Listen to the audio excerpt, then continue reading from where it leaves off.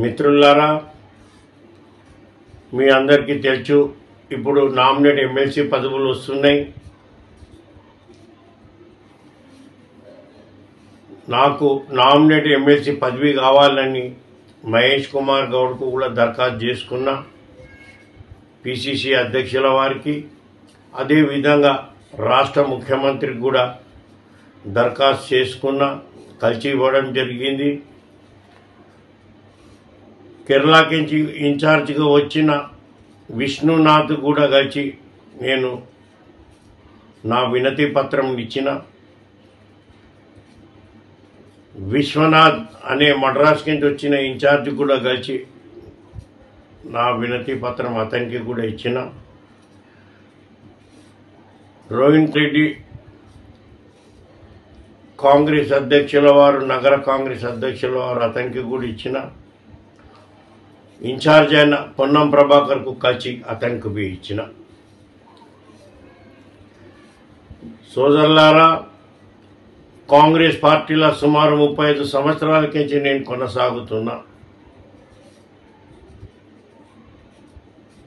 Constituency అధ్యక్షుడి నుంచి నగర కాంగ్రెస్, యువజన కాంగ్రెస్ అధ్యక్షునిగా కొనసాగిన.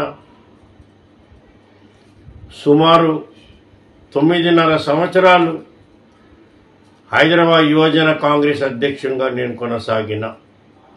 బహుశా అనుకుంటా నేనే లాంగ్ టర్మ్ చేసిన. 8 కేసులు కాంగ్రెస్ పార్టీవి కోర్టులో కొట్లాడిన, నాంపల్లి కోర్టులో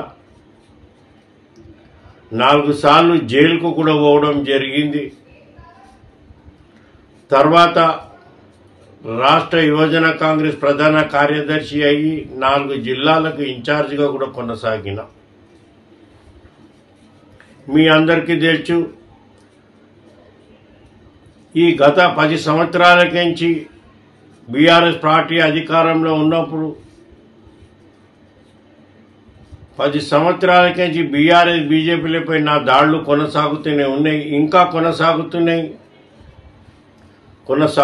ఉంటాయి. నావి సుమారు 900 వీడియోలు నా ఛానల్లో అయినాయి. కావాలంటే మీరు చూసుకొని, నేను అబద్ధం చెప్తలేను. నా కొడుకు కూడా యువజన కాంగ్రెస్ ప్రధాన కార్యదర్శి, రాష్ట్రానికి కర్ణాటక, గోవా ఇన్ఛార్జికి కూడా పోయి వచ్చిండు. అదేవిధంగా మా తాతనే కానీ మా నాయననే కానీ మేము ఎప్పుడు కాంగ్రెస్కు లాయల్గా పనిచేసినాం.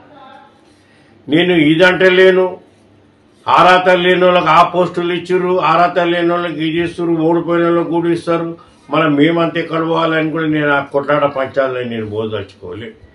నాకు రాష్ట్ర ముఖ్యమంత్రి మొన్న మీటింగ్లో చెప్పిండు, గతంలో కూడా చెప్పిండు, ఎప్పుడు ఇదే చెప్పుకుంటూ వస్తున్నాడు. కార్యకర్తలు ఎవరు పని చేస్తున్నారు, ఎవరు చేస్తలేరు, నేను అందరినీ చూస్తున్నా, వాళ్ళకే న్యాయం చేస్తా, వాళ్ళకే పదవులు ఇస్తాను అన్నాడు.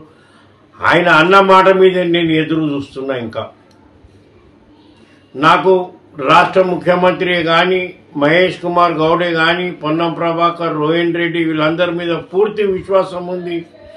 తప్పకుండా నాకు వీళ్ళు మద్దతు చేస్తారు. నేను పని చేస్తున్నా, నాకు అడిగే అర్హత ఉన్నది, నాకు వారికి ఇస్తారని కూడా నమ్మకం.